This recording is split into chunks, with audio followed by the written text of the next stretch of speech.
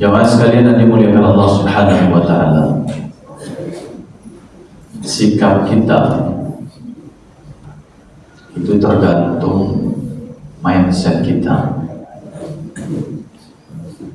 Dan mindset itu dibentuk dari informasi dan edukasi.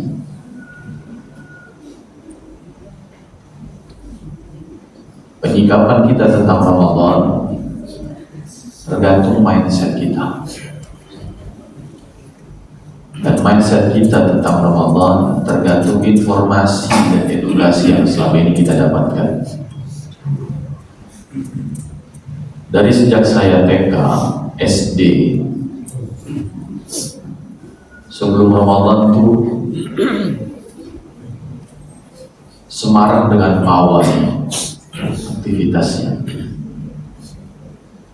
Gebiarnya tuh dengan poster menghiasi rumah, dan sampai hari ini pun anak saya dengan SD pun juga masih dengan pawai, masih juga dengan poster, sampai yang kepusingan istri saya suruh bikin poster. Akhirnya dia bilang, "Bang, kita beli di Shopee aja ya." Banyak ternyata, nggak perlu capek-capek katanya. Kenapa kita menyikapinya seperti itu? Saya mencurigai karena mindsetnya. Selama ini narasi yang dibangun, mindset yang dihadirkan, informasi dan edukasi yang didapatkan itu relatif memposisikan Ramadan sebagai tamu agung. Kalau kita mau kedatangan mertua, itu kan semua serba dirapikan, Pak. Ganti gorden, ganti spray, sapu kamar, ngepel, sikat kamar mandi, disemprot dengan wewangian. Bagaimana supaya tamu kita, mertua kita nyaman? Kita mau kedatangan tamu, biasanya sibuknya itu di awal dan di akhir. Di awal dari sejak proses persiapan penyambutan. Nanti ketika tamu datang, kita melakukan penyambutan. Kemudian kita persilakan dia masuk, berbasa-basi kita. Gimana tadi perjalanan, berangkat jam berapa, macet tidak, sudah makan belum. Setelah itu kita persilahkan, ya silakan dimakan aja dulu tuh kue-kuenya, santapannya, minum. 15 menit pertama lah kira-kira itu. Setelah itu mulailah kita minta izin pamit ke belakang. Maaf ya, saya tinggal dulu, kalau makan lanjutin aja makannya, minum silakan minum. Apa yang kita lakukan di belakang jamaah sekalian? Kita bebas mau ngapain?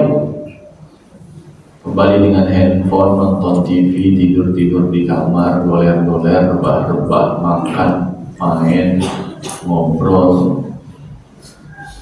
Nanti tamu tiba-tiba pamit. Bu, saya pamit ya. Dengan wajah yang sok sedih, kita kemudian merasa, kok cepet banget gitu ya.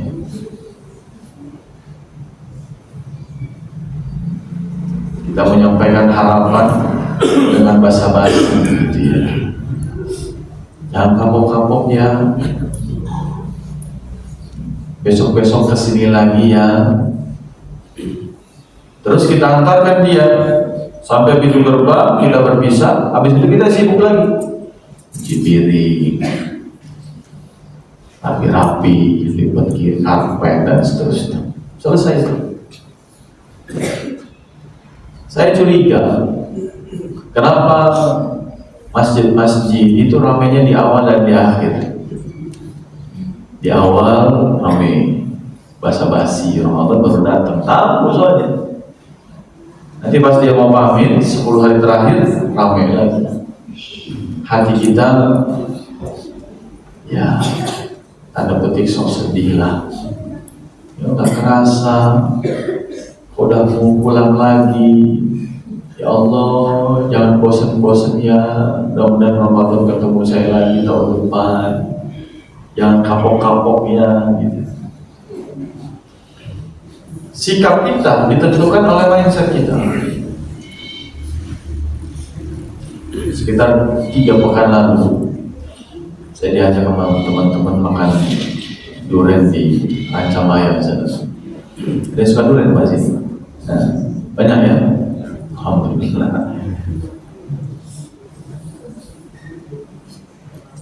Durian yang langsung jatuh dari pohon. Tapi ada satu kawan ini, dia sebelum sampai itu mampir di minimarket, dia beli biskuit sama roti sobek. Jadi saat kita semua makan durian, dia nyemil roti sama biskuit.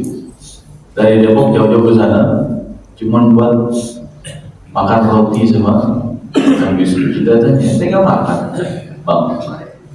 Ada mana? Kalau makan ini berdasarkan Google yang saya baca, nah itu informasi kan? Kata Google, durian itu mengandung satu zat, dia sebut nama zatnya, yang kalau saya makan itu bisa meningkatin asam urat saya, dia bilang. Dan saya kalau asam urat itu di atas 7, saya pernah nggak bisa bangun, nggak bisa jalan, nyeret saya jalan. Jadi walaupun kita sudah sampai hisap jari Pak, gitu ya, wah, kita godain dia, nggak nyentuh sedikit pun sama sekali. Lain-lainnya nggak gitu. Kenapa? Mindsetnya. Informasi yang dia terima, ada zat tertentu dalam durian yang membentuk mindsetnya bahwa durian itu bisa meningkatkan asam urat. Sikapnya apa? Nggak nyentuh. Ini persis yang disampaikan Ibnu Qayyim ya, bahwa sebagaimana sikap kita tergantung pikiran kita tergantung hati kita dan seterusnya. Nah, kita bangun critical thinking kita. Saya ingin memulai dengan membuat satu pertanyaan paling fundamental. Apa betul Ramadan itu sebagai tamu kita? Sehingga kita yang memperlakukan sebagai tamu, dan kitalah tuan rumah. Sehingga yang namanya tuan rumah, kita tinggalin tamu sendirian di ruang tamu itu sah-sah saja. Kita mau ngapain aja di rumah kita, sah-sah saja. Kita mau angkat kaki kita di sofa di ruang tamu kita sendiri, sah-sah saja.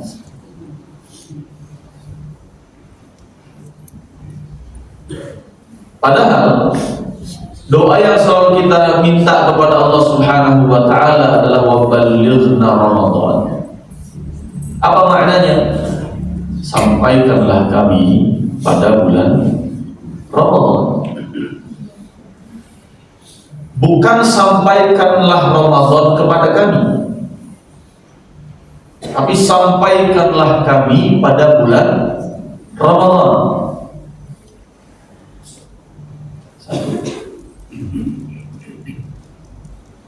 Yang kedua, ketika Allah mengatakan tentang ayat puasa dengan huruf panggilan atau kata panggil, ya ayyuhalladzina amanu, yang namanya kata panggil itu konsekuensinya adalah menjawab, merespon, dan datang. Saya panggil anak saya misalnya, Kak, dia jawab, ya Pak, jawaban saja, respon saja. Tapi dia belum datang. Saya panggil lagi, Kak, iya Pak, Kak, iya Pak, Kak, iya. Nah, ketika dia belum datang, akan saya panggil terus. Kenapa? Karena saya menginginkan di balik kata panggil itu adalah kedatangannya dan kehadirannya. Kita minta, ya Allah sampaikan kami pada bulan Ramadan. Allah panggil, Allah minta, Allah undang yang datang hanya orang beriman.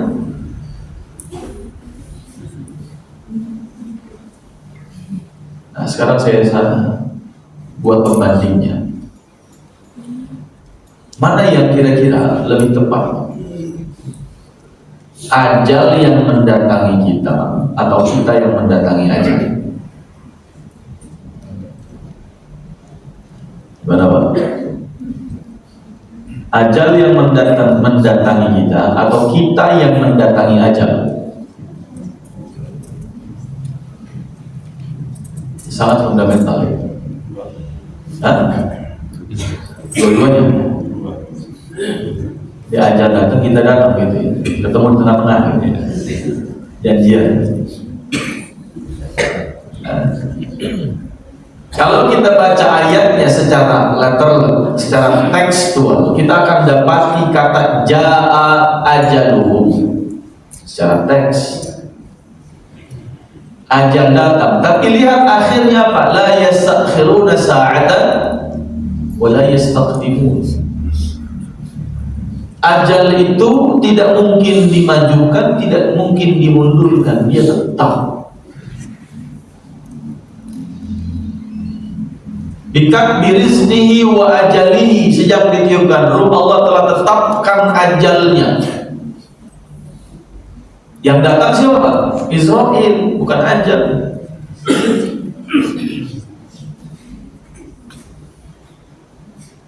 Kalau Allah tetapkan ajalnya 70 tahun, umur saya 37, itu 70 yang nyamperin saya atau 37 yang nyamperin 70 Pak?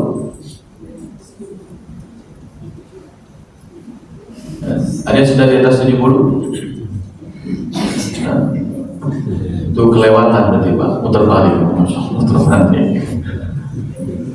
Ya, misalnya 70, maka tidak mungkin 70 yang nyamperin saya, tapi sayalah yang mendatangi 70. Dia tetap nggak maju nggak mundur. Bagaimana mungkin dikatakan dia datang sementara Al-Quran mengatakan dia tidak mundur, tidak maju? Dia di situ-situ aja. Kita punya rumah, kita sebagai pemilik, kita dikatakan sahibul bait, rumah kita nggak pernah bergeser. Rumah kita ya di situ-situ saja. Pemiliknya ya kita saja. Tapi yang mendatangi rumah kita itu ganti-ganti. Orang tua datang dia pulang, mertua datang dia pulang, saudara kandung datang dia pulang, ipar datang dia pulang, ponakan datang dia pulang, tante datang dia pulang, tetangga datang dia pulang, kerabat datang dia pulang. Datang pulang, datang pulang, datang pulang. Siapa mereka? Tahu. Rumahnya nggak berubah, rumahnya tidak bergeser, dia tidak berpindah. Ramadan dari dulu ya, Ramadan tidak pernah berubah. Nabi Adam pernah datang ke Ramadan, Nabi Nuh pernah datang ke Ramadan, Rasulullah pernah datang ke Ramadan, Abu Bakar pernah datang ke Ramadan, Hasan Basri pernah datang ke Ramadan, buyut kita pernah datang ke Ramadan, kakek kita, orang tua kita pernah datang ke Ramadan. Kemudian kita keluar lagi, pulang lagi, meninggalkan Ramadan. Kenapa? Karena dari dulu Ramadan sejak kapan? Yauma khalaqas samawati wal ardh. Sejak Allah menciptakan langit dan bumi, Allah sudah punya bilangan bulan 12, di antaranya adalah 4 bulan yang mulia, Zulqa'dah, Dzulhijjah, Rajab dan Muharram. Dan di antara 12 bulan itu ada namanya bulan Ramadan. Dia adalah bulan yang tidak pernah bergeser, selalu setelah bulan Sya'ban, sebelum bulan Syawal. Dia di situ-situ saja.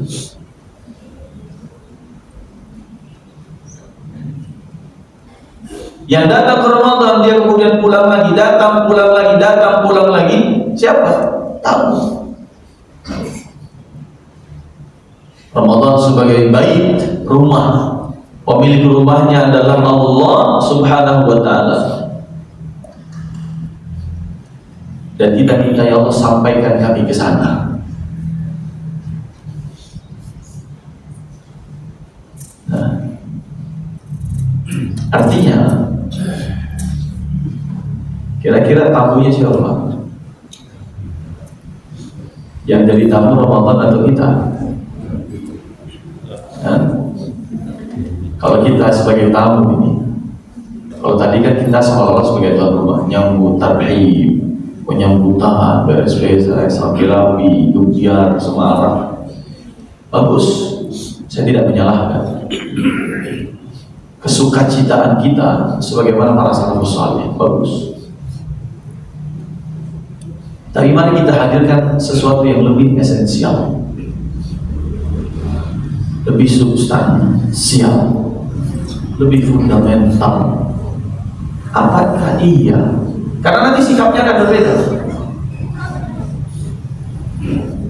Kalau kita dengan apa yang saya sampaikan kemudian sampai pada satu kesimpulan awal bahwa jangan-jangan kitalah yang menjadi tamunya Ramadan, ini masih jangan-jangan.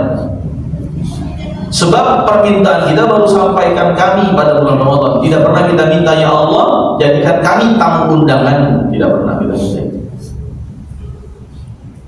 Karena tidak semua yang sampai itu adalah tamu undangan. Tidak semua yang sampai ke Masjidil Haram adalah tamu undangan Allah. Ada salah seorang jamaah cerita, beliau umrah bawa putranya yang SMA. Sejak selesai umrah, tahallul selesai, maka hari-hari yang tersisa di Mekah gak pernah sama sekali sholat lima waktunya di Masjidil Haram, kecuali hanya di hotel saja. Sibuk dengan handphonenya, main game online. Udah nyampe sana masih main game online, sampai menjelang pulang handphonenya hilang, baru sadar.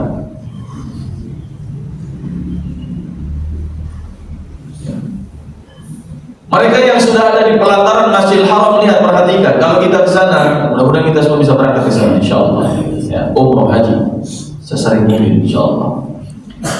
Kita sampai ke sana, jamaah sekalian. Di perjalanan menuju masjid, kalau iqamat sudah dikumandangkan, kita akan dapati banyak orang yang cukup menggelar sajadahnya di depan tokonya, betul? Selesai iqamah, dia gelar sajadah depan tokonya. Setelah selesai salat, dia lipat lagi, dia balik ke tokonya. Alhamdulillah, betul? Tidak tergerak untuk bisa sholat di area paling bawah, gitu, yang langsung berhadapan dengan Ka'bah. Padahal sudah tinggal di sekitar situ, sudah di tanah haram. Abu Jahal tinggalnya di mana? Dekat Ka'bah. Dekat Ka'bah, ya. Tapi beriman tidak? Tidak. Resonansinya tidak sampai kepada keimanan. Apakah yang sampai ke rumah kita adalah selalu tamu kita? Belum tentu. Ada yang sampai ke rumah kita, dia masuk rumahnya lewat jendela jam 2 malam, pulang-pulang bawa TV. Siapa ini? Malik. Apakah kita akan mengatakan orang ini adalah tamu, Bang? Rasanya kita nggak pernah mengundang dia masuk, nggak pernah mengundang dia datang. Tapi sampai tidak? Sampai.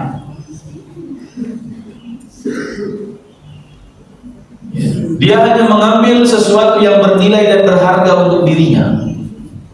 Rasanya nggak ada maling yang masuk ke orang ambil sendok sama garpu doang, nggak ada. Dia cari yang bersertifikat, emas, perhiasan, handphone, tablet, laptop, kamera, macam-macam yang berharga, bernilai, yang dia bisa untung besar. Saya menganalogikan ini ibaratnya non-muslim. Sampai nggak dia pada Ramadan, Pak? Sampai. Non-muslim pun sampai pada Ramadan. Tapi nggak lewat pintu dia nggak punya kuncinya, dia nggak punya la ilaha illallahnya. Saya ibaratkan masuk lewat jendela. Tapi senang nggak Pak dia Ramadan? Senang. Pernah nggak doa wabalim Ramadan? Nggak pernah. Nggak pernah doa ya Allah sampaikan kami pada bulan Ramadan. Sampai nggak dia? Sampai. Tapi sampainya sebagai tamunya Allah bukan? Bukan. Karena yang dia dapatkan dari Ramadan adalah keuntungan dunia. Omsetnya naik, penjualannya meningkat, ya kan? Produsen baju koko, mukena, sajadah, sarung, tasbih, peci, ya, jilbab. Ternyata kita buka misalnya made in China, katakanlah yang punya non muslim, untung besar nggak dia dengan Ramadan? Untung. Yang punya maskapai non muslim, yang pulang kampung banyak naik pesawat, untung aja, untung. Senang nggak dengan Ramadan? Senang. Tapi bukan tamunya Allah. Ada lagi yang kedua. Dia sampai rumah kitanya lewat pintu, dia punya kunci duplikat. Dia bisa buka pintunya, dia masuk, tapi lagi-lagi masuknya sebagai maling. Dia hanya mengambil sesuatu yang sama, yaitu yang bermanfaat dan bernilai, menguntungkan dirinya saja. Yang tidak menguntungkan dia tidak mau ambil. Dia menduplikasikan kalimat asyhadu an la ilaha illallah wa asyhadu anna muhammadar rasulullah-nya ke dalam KTP. Kita nyebutnya Islam KTP. Kira-kira yang siang-siang nongkrong di warteg itu muslim bukan Pak? Hah? Pernah nanya atau pernah ngelakuin?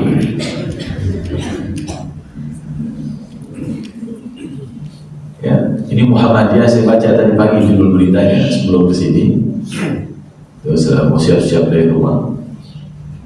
Muhammadiyah luar biasa nih, beraninya membuat satu fatwa merokok di bulan Ramadan membatalkan puasa.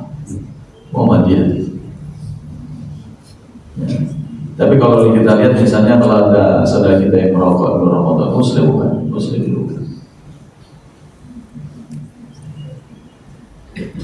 Kira-kira yang masih ngomongin orang di bulan Ramadan muslim bukan? Muslim juga. Ya.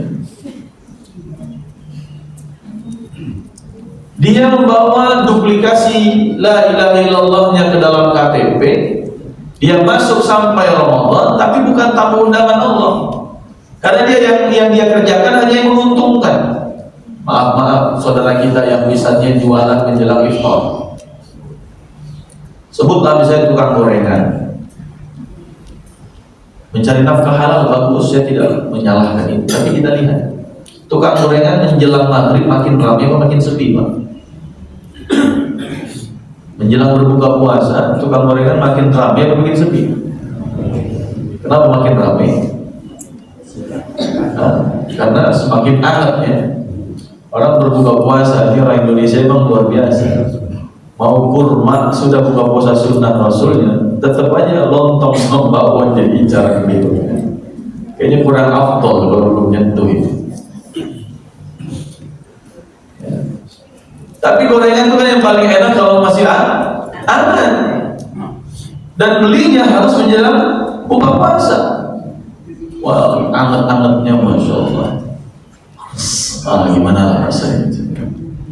Mantap gitu. Kata orang Medan, paten itu barang. Coba kita tanya, Bang, apa nggak sholat Bang? Sholat maghrib Bang, azan. Dulu ini masih ramai. Puasa bang, puasa saya. Puasanya dikerjain, sholatnya belum tentu. Kira-kira gitu ya. Ente kenapa puasa? Ya saya puasa menguntungin saya. Tahun lalu saya masuk puasa sebulan Ramadan turun 5 kilo saya Ustaz. Mana tahu tahun ini turun lagi 5 kilo. Tapi ente kenapa nggak taraweh? Oh kalau saya taraweh, omset saya bisa turun Ustaz. Justru saya penjualan itu meningkat ketika taraweh Ustaz. Live TikTok saya baru jam 8 itu. Ya. Jualan baju lebaran jam 8 Ustaz. Mau nggak mau itu prime time di sosial media, itu prime time-nya. Kenapa ente nggak baca Quran? Setengah jam buat saya itu bisa duit Ustaz. Karena setengah jam saya tinggalkan itu grafik penjualan saham ini, wah bisa bahaya bisa setengah jam itu. Jadi ngaji nggak mau diambil, tarawih nggak mau diambil, sholat juga nggak diseriusin. Puasa ya. Karena mindsetnya Islam KTP-nya tanda petik adalah yang namanya Ramadan identiknya dengan puasa. Puasa saja udah selesai. Yang penting kan puasa Ustaz. Saya beberapa kali mendengarkan perkataan dan pernyataan ini. Yang penting kan puasa Ustaz. Betul, bagus. Tapi mohon maaf, jangan-jangan bukan tamu undangan Allah. Ada yang ketiga, orang yang sampai rumah kita perlakukan sebagai tamu, tapi bukan undangan kita. Sekali lagi, kita perlakukan sebagai tamu, tapi bukan undangan kita. Kita suguhkan dia, sebab kita jadikan dia sebagai tamu. Tapi mohon maaf, saya nggak pernah mengundang dia. Dia datang sendiri. Saya nggak punya kedekatan khusus dengan dia datang. Siapa kira-kira yang begitu? Kalau di perkampungan, atau kalau komplek ya, perkampungan yang begini biasanya bendahara RT. Ya. Assalamualaikum Pak Haji. Waalaikumsalam. Kenapa Bang? Yuran Pak Haji. Tanggal 10 nih Pak Haji, kan harusnya tanggal 5. Pak Haji belum bayar, saya samperin nih, mohon maaf gitu. Oh iya, masuk. Suruh masuk gitu. Setelah suruh masuk, kita silakan dulu kan. Duduk. Karena kita perlakukan dia sebagai tamu, kita bilang sebentar ya Bang ya, belakang kita. Apa yang bisa saya suguhin? Saya mikir, oh ada teh celup, saya taruh di gelas, saya guyur pakai air panas, saya cari gulanya habis, saya bawa tuh air ke depan, saya bilang sama bendahara tadi, Bang, maafin ya ala kadarnya ini, gula saya panas banget lagi habis-habisnya, maafin ya tehnya teh pahit doangan ini, teh pahit Pak, ada manis-manisnya, gak ada rasa-rasanya. Dibalik dari ke belakang, cari koprek-koprek di dapur, apa kira-kira makanan yang bisa saya suguhin. Dapat opak tahun lalu, udah melempem, ya indah. Saya suguhin ke depan, saya bilang Bang, mau maafin, ya, makanan juga ala kadarnya doang ini ya, cuma ada opak doang ini, ada melempem kayaknya ini saya juga. Maafin ya ala kadarnya, apa adanya, seadanya aja ini. Iya nggak apa-apa Pak Haji, nggak apa-apa gitu ya. Ini Pak Haji iurannya mana ini? Nah gitu. Orang-orang seperti ini adalah orang-orang yang saya khawatir Allah suguhkan dia sebagai tamu tapi bukan undangan. Dia terawih, tapi terawihnya pahit Pak, nggak pakai gula, nggak ada manis-manisnya. Puasanya melempem kayak opak, ada renyah keras-kerasnya nggak ada gitu, nggak ada rasanya, anyep gitu puasanya. Baca Quran juga melempem aja. Ya.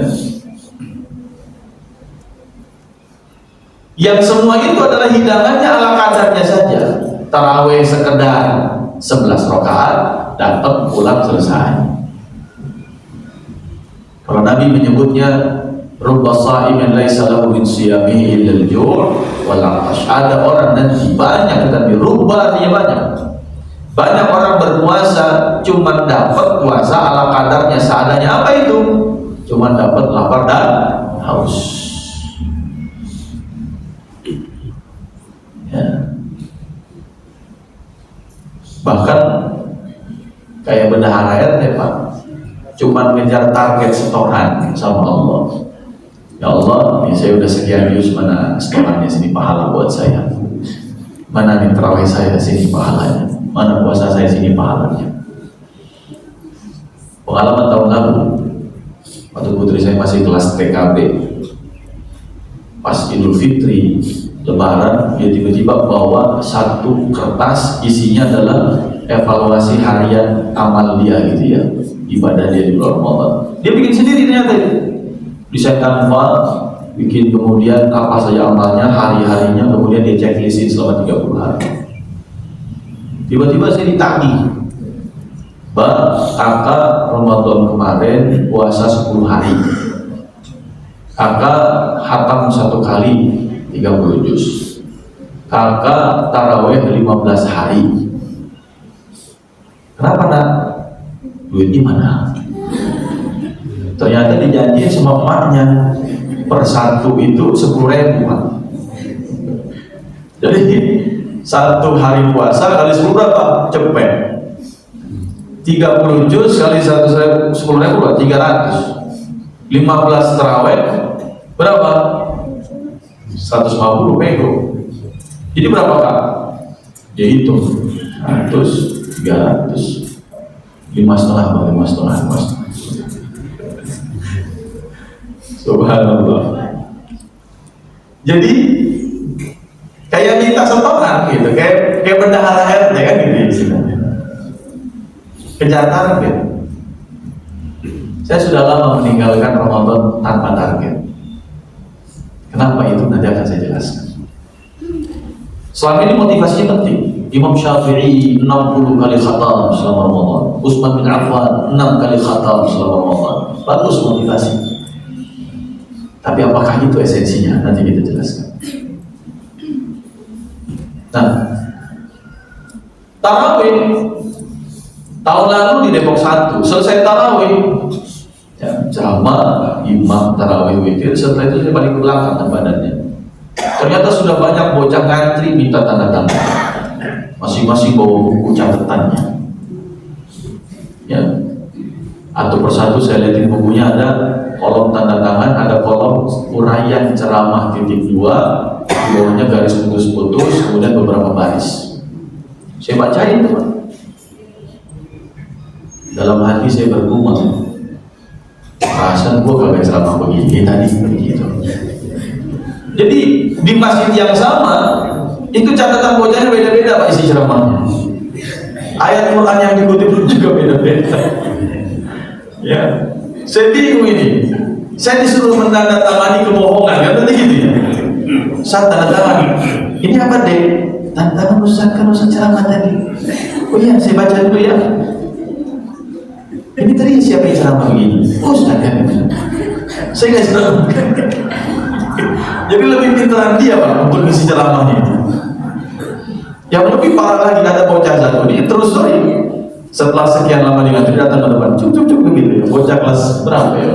Mungkin umur 6-7 tahun lah, masih kecil. Saya mau nandatangani, itu uraian ceramahnya masih kosong.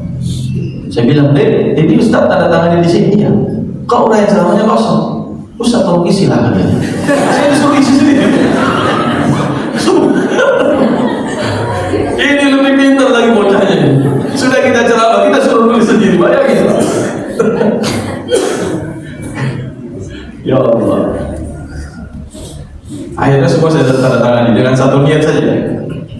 Saya bukan mau menandatangani kebohongan, tapi saya niatkan saya menandatangani kehadirannya di masjid. Tapi orang-orang begini, ya anak-anak ini apakah tamu Allah? Kan tanda petik bukan tamu undangan, tapi tamu Allah. Jadi datang ke masjid tarawihnya untuk apa? Tadi kejar target tanda tangan, kan begitu. Ya, karena dia belum mukallaf kan, belum akil balik. Tahu sudah puasa ikut, tarawih ikut, gitu kan, baca Quran ikut. Tapi ada target lain yang dia kejar. Sama saya waktu kecil juga begitu. Satu kali puasa sekian, terbuat THR sekian, gitu kan. Jangan-jangan ibu-ibu juga masih gitu kan anaknya. Sampai cucunya. Masya Allah. Nah, kalau kita punya hajatan, kita undang orang secara sengaja. Bapak Ibu, saya punya hajatan besok, saya undang ke rumah jam 7 ya. Setiap orang yang datang udah saya siapin 10 porsi nasi kebuli. Masya Allah. Setiap orang 10 porsi Pak. Ada yang nyeletuk, Ustaz, boleh gak saya bawa plastik dari rumah? Silahkan. Saya bawa baskom boleh Ustaz? Boleh. Bawa ember kan? Silahkan. Jadi masing-masing datang, ada yang udah bawa plastik, ada yang udah bawa ember, ada yang udah bawa baskom. Saya sambut semuanya. Bapak Ibu silakan, selamat datang, selamat datang.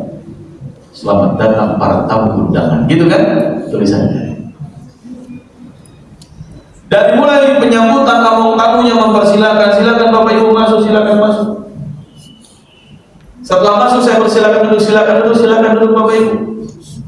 Setelah duduk saya tuangkan semua minuman, saya bukain botolnya, saya bukain gelasnya, saya tuangin. Saya bukain semua toples-toplesnya dan saya pastikan gak ada opak melempemnya. Kenapa? Fresh from the market. Baru saya beli dari pasar itu, dari toko. Kenapa? Dalam rangka menyambut tamu undangan saya semua. Saya bukain toples-toplesnya, kue-kuenya. Cukup di situ tidak. Saya mengatakan kepada tamu saya, selamat menikmati. Coba lihat snack box Pak. Di bagian tutupnya ada tulisan selamat menikmati. Nasi kotak di bagian tutupnya ada tulisan selamat menikmati. Karena yang namanya hidangan, yang paling penting adalah menikmatinya. Mau nasi kebuli 10 porsi, buat orang yang nggak bisa menikmati nasi kebuli, dia nggak akan bisa menikmati itu. Mau durian di depan mata, orang udah isep-isep jari dengan menunjukkan kenikmatannya, buat dia kalau dia nggak nikmat, nggak akan dia sentuh. Karena hidangan itu bukan tentang banyak dan sedikit. Hidangan itu tentang bagaimana kita bisa sampai pada rasa menikmati atau tidak. Maka saya ingin mengajak kita membangun narasi ini. Kalau urusan sampai, modalnya umur saja. Ya Allah sampaikan kami pada bulan Ramadan, maknanya ya Allah sampaikan umur kami pada bulan Ramadan. Ahad, Senin, Selasa, Muhammadiyah sisa 3 hari lagi Sya'ban. Persis Rabu sisa 4 hari. Pemerintah belum mutusin. Ya. 3 atau 4 hari ke depan sisa di bulan Sya'ban. Kita dari Rajab Sya'ban minta wabarakatuh Ramadan, belum tentu sampai umur kita maksudnya. Tapi seandainya nanti sampai, maka mari kita selalu mengevaluasi apakah Ramadan yang akan datang ini, ya, yang kita sampai kepadanya dengan izin Allah Subhanahu wa Ta'ala itu, apakah kita sebagai tamu undangan Allah atau bukan? Atau hanya sekedar tamu tapi bukan undangan yang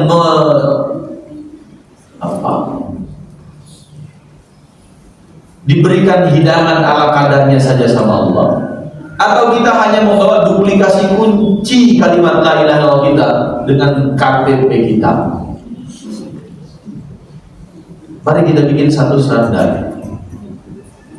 Narasinya adalah, apakah saya sudah menikmati hidangan Allah di bulan Ramadan?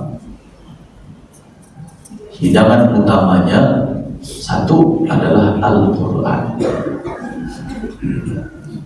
Syahrul Ramadan alladzi unzila fihi Al-Quran. 2, man shoma Ramadana imanan wa ihtisaban, puasa. 3, man shoma Ramadana imanan wa ihtisaban, tarawih. 3 saja, bikin standar. Apakah kita sudah bisa menikmati puasa kita, sudah bisa menikmati tarawih kita, sudah bisa menikmati baca Quran kita?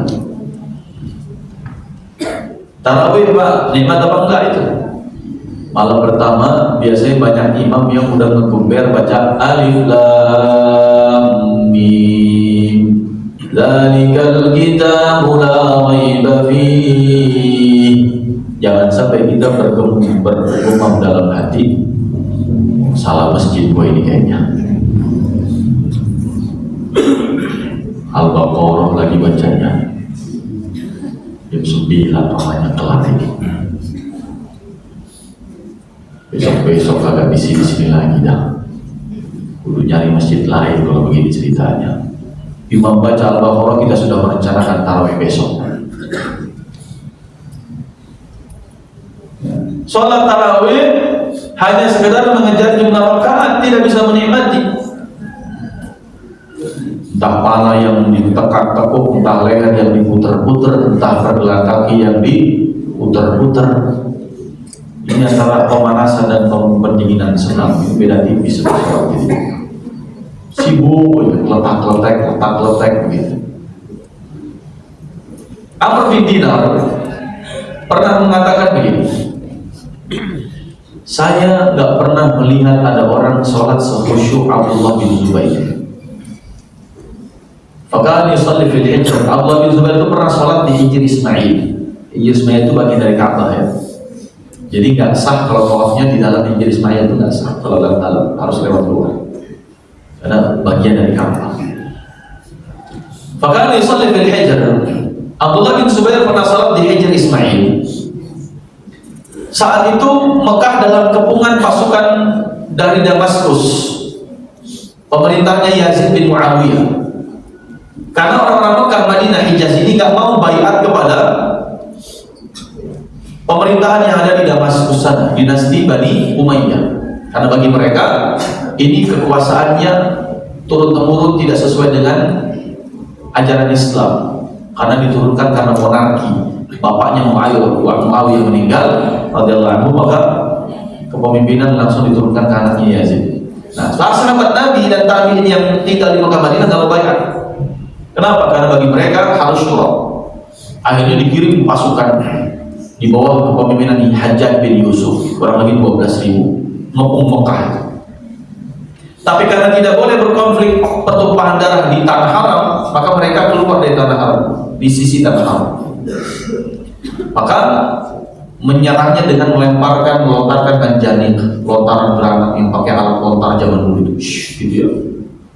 Jatuhlah kata Amr bin Dinar, satu granat itu di samping Abdullah bin Zubair yang sedang sholat dan mengenai taraf thawbihi, bagian ujung bajunya. Falam yaltafit syai'an. Abdullah bin Zubair enggak bergeming, tidak menengok sedikit pun. Itu kalau nggak menikmati sholatnya rasanya nggak mungkin Pak. Kalau kita mau nyoba ngetes boleh. Besok pas taraweh pesan sama bocah, taruh petasan korek samping kita gitu. Ya. Nah, ayah mau taraweh, kita coba ya tes ya, ayah khusyuk apa enggak. Kamu nyalain petasan korek, taruh sampai ayah asapnya keluar gitu ya. Nah, kita bergeming apa enggak? Nggak usah granat, nggak usah. Cukup petasan korek. Falam yaltafit syai'an, tidak noleh sedikit pun. Luar biasa. Bahkan salah seorang tabi'in pernah sholat tahajud di samping beliau. Ketika tabi'in ini mulai sholatnya, Abdullah bin Zubair sudah rukuk. Kemudian kata beliau, saya lanjutkan baca Al-Baqarah. Selesai Al-Baqarah, dia masih rukuk. Saya lanjutkan Ali Imran sampai Ali Imran selesai, dia masih rukuk. Saya lanjutkan An-Nisa sampai selesai An-Nisa, dia masih rukuk. Saya lanjutkan sampai Al-Maidah, selesai Al-Maidah, dia masih rukuk. Saya rukuk, dia pun masih rukuk. Falam yarfa' ra'sahu, dia belum angkat kepalanya sama sekali. Bayangkan sekali rukuk 5 sunat. Itu kalau nggak menikmati rasanya nggak mungkin. Bahkan Abdullah bin bin Zubair itu terkenal setiap 3 malam dia punya ritme bangun tahajud 3 malamnya. Itu malam pertama dia panjangin berdirinya sampai menjelang subuh. Malam kedua yang dia panjangin rukuknya sampai menjelang subuh. Yang malam ketiga dia panjangin sujudnya sampai menjelang subuh. Malam keempat balik lagi seperti malam pertama. Malam kelima balik seperti malam kedua. Malam keenam balik seperti malam ketiga. Terus begitu per 3 malam begitu ritmenya terus menerus. Kalaulah sepertiga malam terakhir itu jam 2 malam, subuh jam 4:30 dan menjelang subuh jam 4:20, kira-kira kurang lebih berarti 2 jam 20 menit beliau berdiri, 2 jam 20 menit dia panjangin rukunya, 2 jam 20 menit dia panjangin sujudnya doang. Lagi-lagi nggak mungkin kalau nggak menikmati. Puasa menikmati atau tidak? Nggak pernah puasanya sebelum Ramadan. Puasa Ramadan jet lag pak. Semua azan yang kedengaran kayak azan maghrib aja. Ini kayaknya azan maghrib begini juga ya perasaan. Semua azan sama pak. Tidur habis sahur, habis salat subuh tidur dibangunin sama suaminya. Mah bangun mah udah aja. Maghrib, johor mah johor. Jadi pikirannya maghrib. Ya. Nyuci piring melihat sunlight ini ngapa marjan di sini gitu. Kok ada nyarut sama marjan ya? Subhanallah. Kalaulah ada tayangan pertandingan sepak bola Real Madrid versus Liverpool, dia baca Real Madrid versus Liverpool. Jadi the real Madrid versus Liverpool ya. Madrid dan Liverpool aja pokoknya pikirannya. Madrid Liverpool. Ya. Kayak bocah kan? Anak saya waktu puasa itu berhasil dalam 10 hari, tapi kan tidak menikmati. Jam berapa sekarang bang? Jam 11. Maghrib jam berapa? Jam 6. Jadi berapa jam lagi kakak puasa apa dihitungin? 12, 1, 2, 3, 4, 5, 7 jam lagi bang. Iya. Kan begitu bocah. Tidur lagi ya. Lihatin jam lagi, tidur lagi. Kan gak menikmati. Nonton TV pun yang dijadikan fokus cuma layar sebelah kanan atas, di mana ada tulisan saatnya azan maghrib itu. Saat azan maghrib, ayah azan maghrib. Ayahnya penasaran, dia datang ke ruang TV, dia bilang, "Ma, itu loh buat Surabaya dan sekitarnya." Dia nggak kebaca yang Surabaya nih, Pak. Pokoknya azan maghrib aja. Kalau ada radio kan, para pendengar sekalian, gitu ya. Siapa yang mau request silakan. Ya Bapak mau request lagu apa? Saya request azan maghrib boleh nggak? Masya Allah. Ini orang nggak bisa menikmati puasa. Lihat Rasulullah dan para salaf, berapa banyak peperangan jihad itu terjadi di bulan Ramadan dan tidak batal puasanya. Nah, sudahkah kita menikmati puasa? Bukan hanya sekedar lapar dan haus. Sudahkah kita menikmati bacaan Al-Quran bukan hanya kejar target hatam? Sebab kalau hanya kejar target hatam, ya udah setelah hatam nggak ngaji lagi. Sehari setelah 1 juz sudah selesai. Ya. Baca Qurannya pun kayak orang gak nikmat. Dari mulai duduk, kemudian rebahan, ya kemudian tengkurap, telentang lagi, tengkurap, telentang lagi, kiri kanan, kiri, muter-muter aja badannya. Ya. Apalagi kalau baca Qurannya pakai handphone, wah ini nggak akan bisa menikmati. Saya tak menyarankan baca Qurannya pakai handphone. Apalagi aplikasi Qurannya yang itu scrollan begitu. Kalau halamannya hilang kita bingung scrollnya kemana. Aplikasinya salah install. Kita ngaji pakai handphone berat. Susah kita khusyuknya, susah kita menikmati. Bismillahirrahmanirrahim. Alif lam mim Shopee. Alif lam mim Shopee. Nggak nyambung. Nggak lanjut ini. Belum yang terang, notifikasi WA, notifikasi aplikasi. Habis waktu kita buka lagi, tutup lagi, buka lagi, tutup lagi.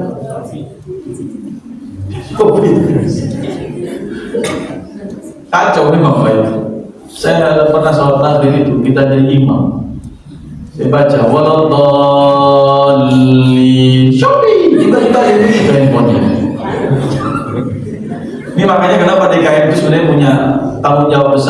ada tulisan di pojok-pojok masuk masjid harap handphone dimatikan. Jangan-jangan memang pernah kejadian yang sama itu ya. Kan repot Pak, jamaah antara amin sama Shopee kan gitu.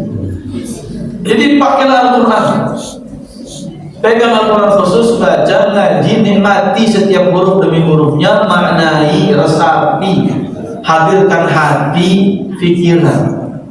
Fal-qalbu wi'a'un la yajtami'u fihi dhiddan. Hati itu seperti wadah yang tidak mungkin berkumpul padanya dua hal yang saling bertolak belakang.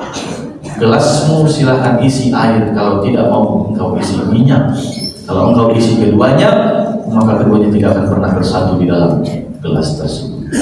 Kalau kita mau isi Allah dalam hati kita, jangan pernah isi yang lain. Tinggalkan yang lain, singkirkan yang lain, keluarkan yang lain dulu. Nikmati itu. Apa kata Imam Hasan al-Basri? Idza aradta an tukallima Allah fa'alaika bis-shalah, wa idza aradta an yukallimaka Allah fa'alaika bi qira'atil Qur'an. Kalau Anda ingin bicara sama Allah, silahkan sholat. Tapi kalau Anda ingin Allah bicara dengan Anda, silahkan baca Al-Quran dengan baik. Nikmati. Nah, jamaah sekalian dari Allah, ini sudah syuruh? Sudah. Baik. Mudah-mudahan kita sebagai tamu undangan Allah SWT buat satu bahan evaluasi, sudahkah saya menikmati hidangan ibadah-ibadah di bulan Ramadan? Amal soleh yang kita lakukan nanti, kita bisa merasakan nikmatnya atau tidak. Karena tamu undangan Allah hanya wahai orang beriman. Puncak keimanan itu manisnya iman. Berapa banyak ayat dalam Al-Quran Allah sandingkan antara iman dengan amal soleh. Kalau puncaknya iman adalah manisnya iman, maka puncaknya amal soleh adalah manisnya amal soleh. Menikmati atau tidak, pertanyakan itu ke dalam diri kita masing-masing. Ini yang bisa saya sampaikan. Mohon maaf lahir batin. Aku qauli hadza wa astaghfirullah li wa lakum. Subhanakallahumma wa bihamdika asyhadu an la ilaha illa anta astaghfiruka wa atubu ilaik. Wabillahi taufiq wal hidayah. Wassalamu alaikum warahmatullahi wabarakatuh.